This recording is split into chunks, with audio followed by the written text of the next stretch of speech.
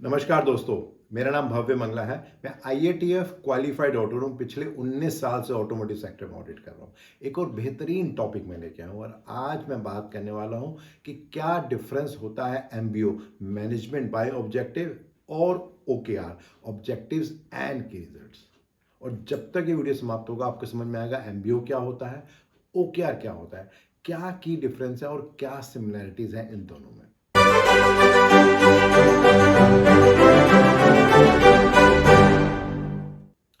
Generally हम जब बात करते हैं say for example in day to day life कि हमें वजन कम करना है, से 10 किलो अपना वजन कम करना है और हम कहते हैं कि एक साल में मुझे इस वजन को कम करना है। और अगर हमारा कोई सिस्टमेटिक तरीका नहीं है मॉनिटर करने का या देखने का कि कितना हुआ और कैसे हुआ, तो बहुत ज़्यादा पॉसिबिलिटी है कि एक साल बाद 10, 9, 8 इसके आसपास ही हम रहने वाले हैं। लेकिन अगर हम ऐसा टारगेट सेट करते हैं कि ये जो 10 किलो है इसको अचीव करने के लिए मैं ये पर्टिकुलर खाना खाऊंगा, रोज़ मैं इतनी देर योगा करूंगा, रोज़ मैं इतनी देर जॉगिंग करूंगा और मैं रेगुलरली उसको मॉनिटर करता हूँ हर महीने हर 3 महीने, there is a very high possibility कि एक साल बाद 10 किलो क्या उससे ज़्यादा वजन कम हो जाएगा।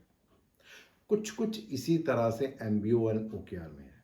ब्रॉडली दोनों का इंटेंट एक ही है कि कैसे हम ओवरऑल कंपनी के टारगेट को अचीव करें, लेकिन उसको किस तरीके से करना है वहाँ पे डिफरेंस है। जब हम एमबीओ की बात करते हैं मैनेजमेंट बाय ऑब्जेक्टिव, तो 1954 में पीटर ड्रकर ने पहली बार इसके बारे में बात की थी, जो उनकी किताब थी द प्रैक्टिस ऑफ मैनेजमेंट। और वहाँ पर इन्होंने इन सब बातों के बारे में चर्चा की थी कि किस तरीके से हम ऑर्गेनाइजेशन के कुछ टारगेट सेट करते हैं और उसके बेसिस पे इंडिविजुअल एम्प्लॉइज़ के कुछ टारगेट सेट करेंगे और उनको अचीव कर सकते हैं। और वो टारगेट क्या हो सकते हैं, मे बी हम कह सकते हैं कि जो ऑपरेशनल कॉस्ट है उसको 5% कम करना है, मे बी कोई एक नया कस्टमर ऐड करना है, या हमारा जो विन रेशियो है उसको 8% इंक्रीज करना है। ऐसे करके कुछ भी हमारा टारगेट हो सकता है।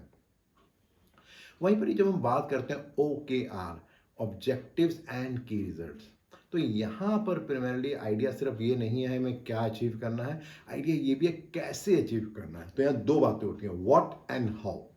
तो सबसे पहले एंडी ग्रूव ने, उसमें वो इंटेल में काम करते थे, वहाँ पर इसकी शुरुआत की थी। और लेटर ऑन जो एक और भाई साहब थे जिनका नाम था जॉन डियर, उन्होंने एक किताब लिखी थी मेजर व्हाट मैटर्स, वहाँ के थ्रू उन्होंने और डिटेल में बात की। और कई बड़ी बड़ी ऑर्गेनाइजेशन जैसे गूगल, नेटफ्लिक्स और बहुत सारे ऑर्गेनाइजेशन हैं जिन्होंने इसको बहुत इफेक्टिवली इंप्लीमेंट किया है।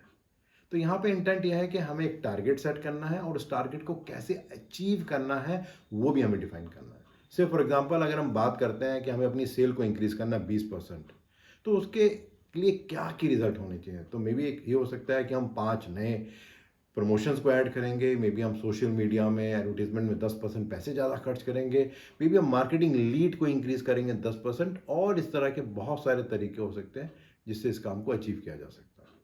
अब अगर बात करें कुछ की डिफरेंस की एमबीओ और ओकेआर में, तो जब हम एमबीओ की बात करते हैं तो प्राइमरली हम बात कर रहे होते हैं कि हमें क्या अचीव करना है, जैसे मैंने पहले बोला था, जो कि ऑब्जेक्टिव होते हैं।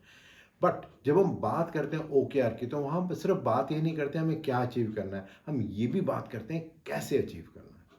जब हम एमबीओ की बात करते हैं तो जनरली वहाँ पे साल में एक बार उसका रिव्यू होता है। तो बहुत ज़्यादा पॉसिबिलिटी है कि साल भर बाद जब हम मिलें तो कुछ चीज़ें मिस हो जाएं। लेकिन जब हम ओकेआर की बात करते हैं तो वहाँ पर मंथली या क्वार्टरली रिव्यू होता है। तो अगर कुछ गड़बड़ हो भी रही है तो बहुत ज़्यादा पॉसिबिलिटी है कि जल्दी वो काबू आ जाएगी। जब हम बात करते हैं एमबीओ की, तो प्राइमरली वो 1-to-1 डिस्कशन होता है, क्योंकि हर इंडिविजुअल आदमी का एक टारगेट सेट होता है, तो एक साइलो टाइप अप्रोच होती है। बट ओकेआर में वहाँ पर ऐसा नहीं होता। वहाँ पे जो भी कुछ डिसीजन लिए जाते हैं, टारगेट सेट होते हैं, वो सभी को पता होते हैं और बहुत ट्रांसपेरेंट होता है। जनरली जब हम बात करते हैं एमबीओ के बारे में, तो एक टॉप डाउन अप्रोच है जहाँ पे ऊपर मैनेजमेंट ने कुछ डिसाइड किया और नीचे कम्युनिकेट कर दिया और एक टारगेट सेट हो गया और काम शुरू हो गया। बट जब हम बात करते हैं ओकेआर की, तो यहाँ पर टॉप डाउन अप्रोच है, इसके अलावा बॉटम अप्रोच भी, नीचे से भी कोई ऊपर बात कर सकता है, और इसके अलावा और भी कई अप्रोचेज हैं जिसके थ्रू इनको हम इम्प्लीमेंट कर सकते हैं। जब हम बात करते हैं एमबीओ की, तो इसका डायरेक्ट लिंक कॉम्पेंसेशन से होता है कि भाई आपका टारगेट है 20% सेल इंक्रीज करनी है, आपने नहीं की तो आपको इस बार इंक्रीमेंट नहीं मिलेगा। वहाँ पर जब हम ओकेआर की बात करते हैं तो वहाँ पे कोई डायरेक्ट लिंकेज नहीं होता। जो भी हमारी टारगेट सेटिंग होती है उसकी हमारी इंक्रीमेंट कितनी होने वाली है या प्रमोशन कितनी होने वाली है। प्राइमरली जब हम एमबीओ की बात करते हैं तो वहाँ पे बहुत लिमिटेड या बहुत कम रिस्क होता है, यानी कि बहुत ज़्यादा हम रिस्क की बात नहीं कर रहे होते हैं। वहाँ पर ही जब हम OKR की बात करते हैं तो टारगेट बहुत एग्रेसिव और एस्पिरेशनल होते हैं। यानी कि जो भी हमने टारगेट लिए हैं वो बहुत एम्बिशियस हो सकते हैं। टारगेट शायद 20% सेल का ना हो, शायद 50% सेल का हो सकता है, और उसमें टारगेट ये होता है कि अगर 30 या 40% भी अचीव हो गया तो भी वो बहुत बढ़िया है। जब हम बात करते हैं MBO की, तो वहाँ जनरली जो टारगेट होते हैं वो इंडिविजुअल को दिए जाते हैं, एक आदमी को दिए जाते हैं।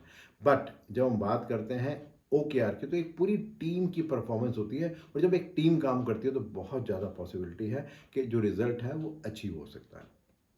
सो प्रिमरली अगर हम देखेंगे, चाहे हम बैलेंस स्कोर कार्ड की बात करें, होशिन कांड्री, MBO मैनेजमेंट बाय ऑब्जेक्टिव, या OKR ऑब्जेक्टिव्स एंड की रिजल्ट, ओवरऑल इनका इंटेंट यही है कि जो भी टॉप मैनेजमेंट के ऑब्जेक्टिव्स हैं उनको अचीव किस तरह किया जाए। कुछ चीज़ें ऐसी हैं जो मे बी स्ट्रेटेजिक लेवल पे होती हैं, कुछ चीज़ें ऐसी हैं जो डाउन द लेवल किस तरीके से उसे इम्प्लीमेंट करके अचीव करनी है वो होती हैं। इंटेंट ओवरऑल एक ही है। तो अगर मैं प्राइमरली समरी करूं, तो जब हम बात करते हैं MBO की, तो वो इंडिविजुअल अप्रोच है। वहाँ पे हम बात कर रहे हैं कि साल में एक बार रिव्यू करेंगे, हम ये देखना चाहते हैं कि हमें क्या करना है। वहीं पर ही जब हम OKR के बारे में बात करते हैं तो हम ये बात नहीं करते कि हमें क्या करना है, कैसे करना है उसको भी देखते हैं। जो रिव्यू 1 महीने या 3 महीने में होता है, और एक टीम वर्क होता है जिसके थ्रू ये काम किया जाता है। मेरा जो अगला वीडियो रहेगा वहाँ मैं बात करने वाला हूँ क्या डिफरेंस होता है कस्टमर रिक्वायरमेंट में और कस्टमर स्पेसिफिक रिक्वायरमेंट में। रेगुलरली बहुत सारे फीडबैक आ रहे हैं आपके, प्लीज़ उसको आप कंटिन्यू कीजिए। और इस पर्टिकुलर वीडियो को अगर आप और डिटेल में जानना और समझना चाहते हैं तो नीचे आपको एक लिंक मिलेगा, उससे आप क्लिक करेंगे तो एक ब्लॉग आपको दिखेगा, वहाँ और डिटेल में जानकारी मिलेगी इस पर्टिकुलर वीडियो के बारे में। और अगर आपको लगता है कि इस तरह के ब्लॉग्स और वीडियोस यूज़फुल हैं तो हमेशा आप अपने फ्रेंड्स से शेयर कर सकते हैं, और मेरे यूट्यूब चैनल और मेरी वेबसाइट bhavyamangla.com को सब्सक्राइब भी कर सकते हैं। धन्यवाद।